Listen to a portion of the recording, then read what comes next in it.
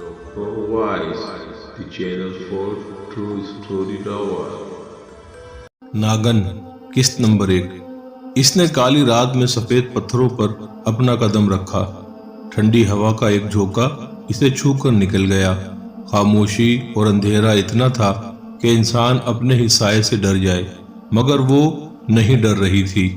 काली सियाह चादर ओढ़े वो अपने कदम आगे बढ़ा रही थी।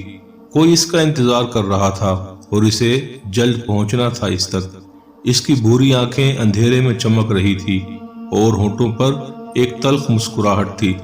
रास्ते सुनसान और कठिन थे और इन्हीं रास्तों पर इसे अपनी मंजिल तलाश करनी थी।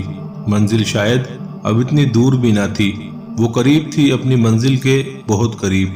बरसों से वो इस भयानक रास्ते पे अकेली सफर कर रही थी। वो एक शिकारी थी, एक ऐसी शिकारी जो जिंदगी में कभी नहीं हारी। इसने आज तक जिस शिकार पर नजर डाली, इसे इसके सामने जेर होना ही पड़ा। वो अब तक 97 शिकार कर चुकी थी। इसे 100 शिकार मुकम्मल करने थे, सिर्फ 3 शिकार और, तभी वो कामयाबी से हमकिनार हो सकती थी। और आज भी वो एक शिकार करने जा रही थी, और वो किसी जानवर या किसी परिंदे का शिकार नहीं, एक जीते जागते इंसान का शिकार करने जा रही थी। शहर से मीलों दूर पहाड़ी खूबसूरत इलाके में एक गांव नूरपुर आबाद था, जो अपनी खूबसूरती और कुदरती हुस्न के लिहाज से बहुत ही मुनफरिद माना जाता था। लेकिन वो खूबसूरत सिर्फ दूर से देखने वालों को ही लगता था। इस गांव के कल्ब में जो एक गहरा और इसरार राज दफन था, इससे बाहर वाले लोग अनजान थे। दूर से आने वाले सैयाह नूरपुर में बस कुछ दिन का ही बसेरा करते और फिर वापस अपने आशियानों की तरफ लौट जाते। इसलिए वो इस गांव की हकीकत से न आशना थे। लेकिन इस गांव के रिहायशी, वो तो इसी गांव को मौत का एक घड़ा भी कहते थे। एक ऐसा घड़ा जो जिंदगियों को निगल जाता है। इसी वजह से वो गांव किसी बेवा की सुहाग की मानिंद उजड़ चुका था। वो गांव हमेशा से ही ऐसा नहीं था। कभी ये गांव के रिहायशियों के लिए फख्र का बाइस था।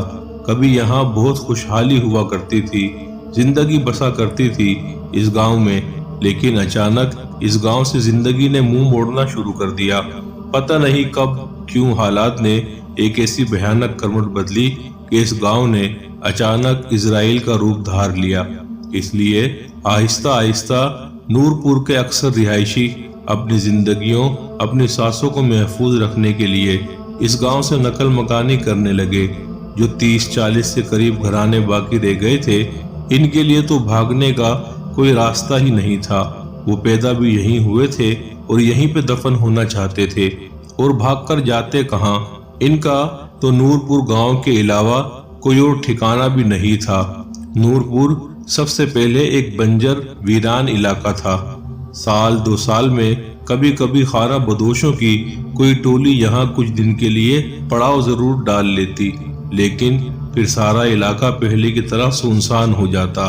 नूरपुर की कहानी सुनाने वाले जाने कैसी कैसी बातें मन से घड़ घड़ कर सुनाते हैं, लेकिन सच्चाई सिर्फ इतनी है कि इस गांव को नूर खान नामी एक पठान ने सबसे पहले आबाद किया था।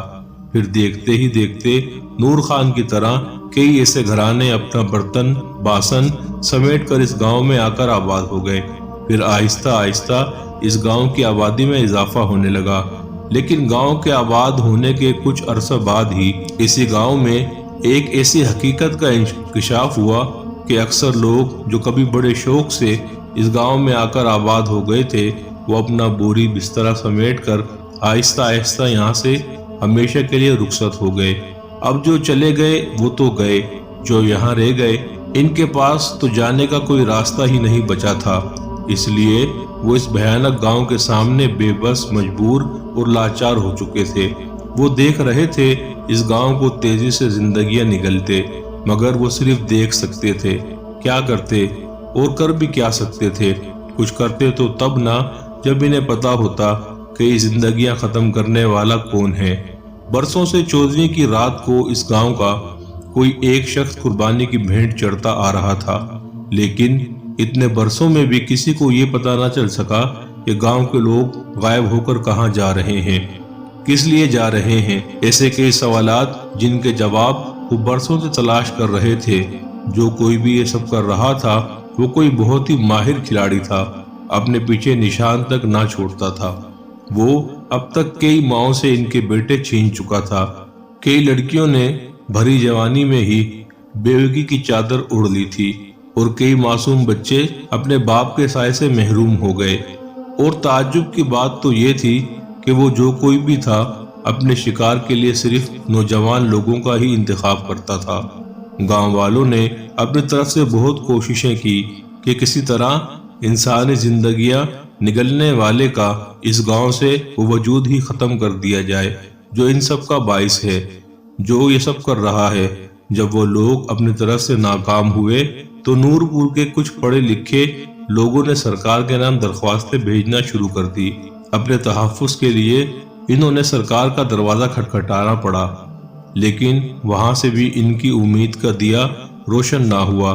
کالی وردی میں سرکار کے کئی افسر آئے گئے، لیکن کسی کو کچھ پتہ نہ چل سکا۔ اور ایک بار تو بہت بڑی فوج آئی تھی۔ شہر سے گاؤں والوں کی امیدیں ایک بار پھر روشن ہونے لگی۔ وہ بہت دنوں تک جد و جہد کرتے رہے، لیکن اس جد و جہد کے نتیجے میں انہوں نے اپنا ہی ایک نوجوان سپاہی کھو دیا اور اپنا سا منہ لے کر واپس اسی رستے پر چلے گئے جہاں سے وہ آئے تھے۔ نورپور والوں کی زندگی ایک بار پھر اسی رستے پہ آ گئی۔ وہ زندگی جی رہے تھے، لیکن اپنی جان ہتھیلی پر رکھ کر۔ جب گاؤں والے ہر طرف سے اور ہر طرح سے ناکام ہو گئے تو وہ اس نتیجے پر پہنچے کہ اس گاؤں میں کسی آسیب کا سایہ ہے۔ یہ قتل کوئی انسان نہیں بلکہ کوئی روح یا کوئی جن بوت کر رہا ہے۔ ٹرین سے اتر کر اس نے اپنا بھاری بیگ سنبھال لیا اور وہیں ریلوے اسٹیشن پر ہی کھڑے ایک لڑکے سے نورپور گاؤں کے پولیس اسٹیشن کا پتہ معلوم کر کے وہ اپنے قدم آگے بڑھانے لگا۔ ایسے گاؤں میں جہاں انسان برائے نام نظر آ رہے ہوں، وہاں سواری کا تو سوال ہی پیدا نہیں ہوتا۔ اس لیے مجبوراً اسے اپنے پاؤں کو تکلیف دینی پڑ رہی تھی۔ اس کے چہرے پر جھنجھلاہٹ اور بیزاری کے آثار واضح نظر آ رہے تھے۔ وہ چلتے ہوئے آس پاس علاقے کا جائزہ بھی لے رہا تھا۔ اسے یہ گاؤں کافی حد تک خوبصورت نظر آیا۔ سفید اونچے پہاڑوں کے درمیان خوبصورت لمبے درخت ماحول میں ایک خوشگوار تاثیر پیدا کر رہے تھے۔ دھند کی وجہ سے اسے سردی کا بھی احساس ہونے لگا۔ اس نے کالی وردی کے اوپر جو نیلے رنگ کا سویٹر پہنا تھا وہ اس سردی کو روکنے میں ناکام نظر آ رہا تھا۔ ایک ایک قدم اسے پولیس اسٹیشن کی طرف جو اس کی منزل تھی وہاں لے کر جا رہا تھا۔ وہ نوجوان تھا، اس کا نام عابل شہزاد تھا۔ اس کا تبادلہ مظفر گڑھ پولیس اسٹیشن سے اسی گاؤں میں ہوا تھا۔ گاؤں کا ماحول اسے شروع ہی سے ناپسند تھا، لیکن وہ ایک سرکاری افسر تھا، اس لیے اسے سرکار کے حکم پر ہی کام کرنا تھا۔ اب وہ چاہے چھانگا مانگا جنگل میں ہی بھیج دیتے یا اس طرح کے کسی گاؤں میں، وہ سرکار کے ماتحت کام کر رہا تھا اور سرکار کے سامنے ہی جواب دہ تھا۔ یہ گاؤں دیکھنے میں تو بہت خوبصورت نظر آ رہا تھا، لیکن جو بات اس نے سن رکھی تھی اس گاؤں کے بارے میں، اس پہ اسے یقین آیا بھی اور نہیں بھی۔ وہ چلتے چلتے اس گاؤں کے اندر داخل ہو چکا تھا۔ اپنا بھاری بیگ اٹھائے وہ کافی تھکن محسوس کر رہا تھا۔ پہاڑی علاقے میں پیدل چلنے کا یہ اس کا پہلا تجربہ تھا۔ یہاں تک آتے آتے اس کی بیزاری میں مزید اضافہ ہو چکا تھا۔ اسے دور کہیں ایک عورت بکریاں چراتی نظر آئی اور پاس ہی ایک بوڑھا لکڑیاں کاٹ رہا تھا۔ بچے بھی پاس پتھروں کا گھر بنا کر کھیل رہے تھے، لیکن اب چونکہ سبھی کی نگاہ اس پر پڑ چکی تھی، اس لیے سارے بچے کھیل چھوڑ کر اس کی طرف حیرت سے دیکھنے لگے۔ اور صرف بچے ہی نہیں، وہ بکریاں چراتی عورت اور وہ بوڑھا جو لکڑیاں کاٹ رہا تھا، سب اسے گھور کر دیکھ رہے تھے، جیسے وہ کوئی عجوبہ ہو یا کوئی آسمانی مخلوق جو غلطی سے اس گاؤں میں آ گیا ہو۔ وہ سمجھ نہیں سکا کہ آخر وہ لوگ کیوں اسے اتنے غور سے دیکھ رہے ہیں؟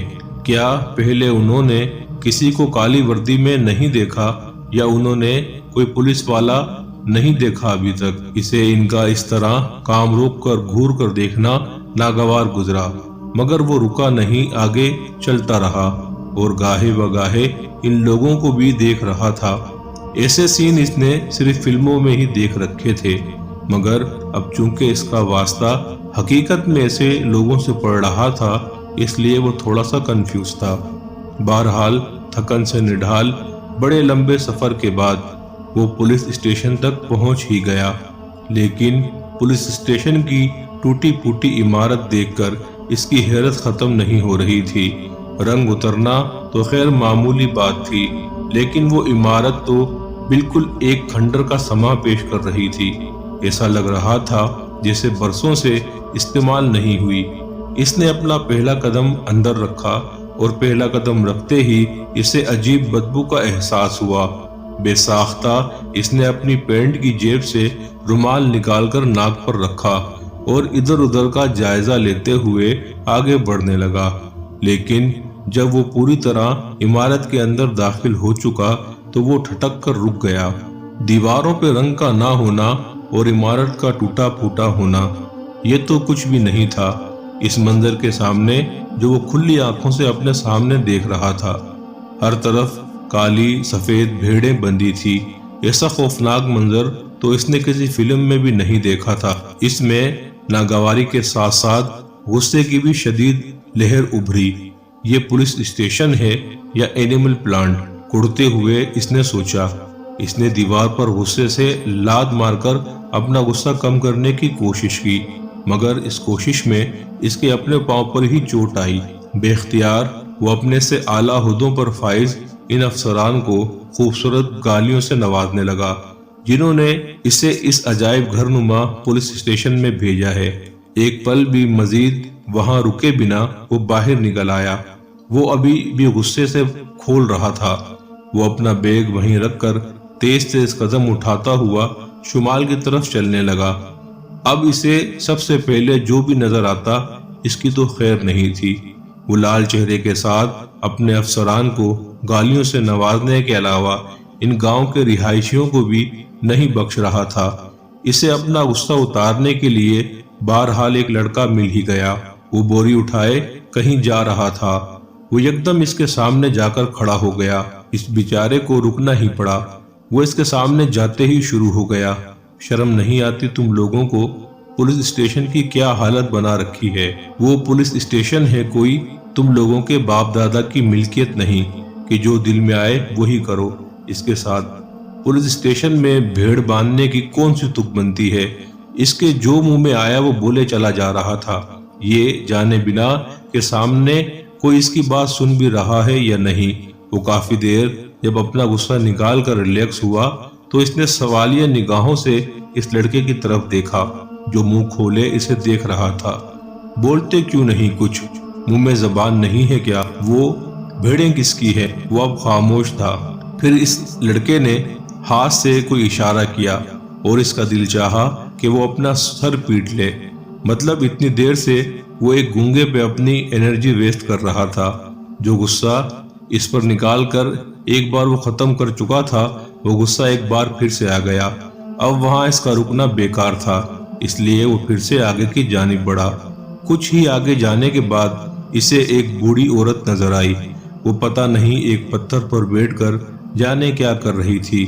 اس بار اس نے سابقہ تجربات کی روشنی میں سب سے پہلے اس بوڑھی عورت سے یہی سوال کیا، آپ گونگی تو نہیں؟ اس سوال پر اس بوڑھی عورت نے اسے گھور کر دیکھا اور ایک دم پتھر سے اٹھ کھڑی ہوئی۔ ارے گونگا ہوگا تیری ماں کا یار، سالے پینٹو تجھے شرم نہیں ہے؟ کپڑوں کے ساتھ ساتھ تمیز بھی گھر چھوڑ آیا ہے۔ وہ پتہ نہیں اور بھی کیا کیا کہتی رہی۔ جب وہ اپنا سارا غصہ نکال چکی تب اس نے شریفانہ انداز میں پوچھا، پولیس اسٹیشن میں بھیڑیں کس کی ہیں؟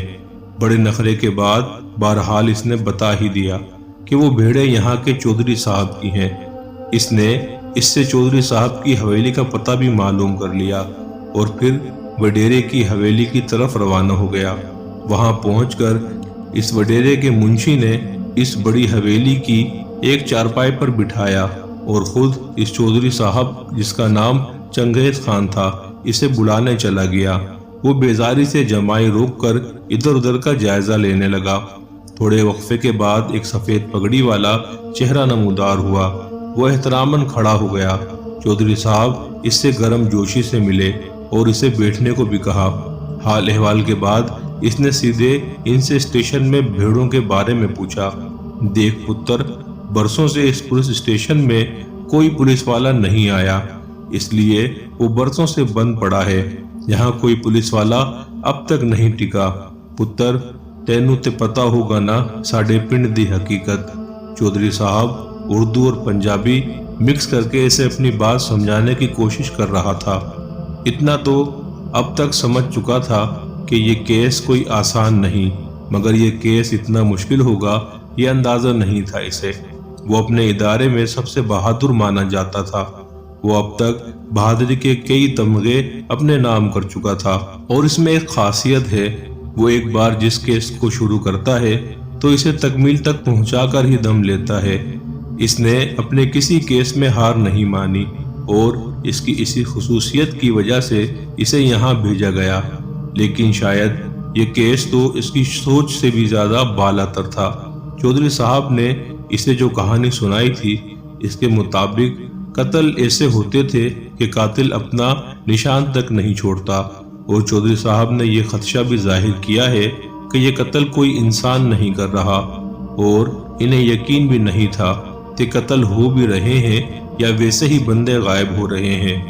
कातिल को पकड़ना आसान है अगर मालूम हो जाए कातिल कौन है और क्यों कत्ल पे कत्ल कर रहा है, लेकिन यहाँ तो सिरे से कातिल का कोई नामो निशान नहीं था और ऐसे में एक कातिल तक पहुँचना मुश्किल ही नहीं नामुमकिन था। लेकिन वो भी अपने नाम का एक था। वो कोई पुरस्रार मखलूक होगी जो ये सब कर रहा है और पुरस्रार मखलूक से टक्कर लेना कोई आसान काम नहीं। चौधरी साहब ने इसे समझाया कि वो वापस लौट जाए जैसे इससे पहले वाले पुलिस एहलकार लौट गए। यहाँ सिर्फ खतरा है, यहाँ जिंदगी की बाजी लगती है जिसे जीता भी नहीं जा सकता। नहीं, ये इसके मयार, इसके असूलों के खिलाफ था। वो अपनी जिंदगी में कोई केस नहीं हारा। चौधरी साहब इसकी जिद के आगे कुछ बोल न सके, लेकिन साफ लग रहा था वो इनकी इस बेवकूफ़ी से खुश नहीं है। पुलिस स्टेशन की जो हालत थी, इसके बाद कम अज कम वो वहाँ तो रिहाइश इख्तियार नहीं कर सकता था।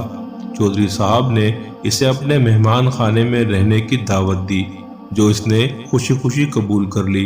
फिर उन्होंने अपना एक बंदा भेजकर इसका सामान यहाँ लाने को कहा।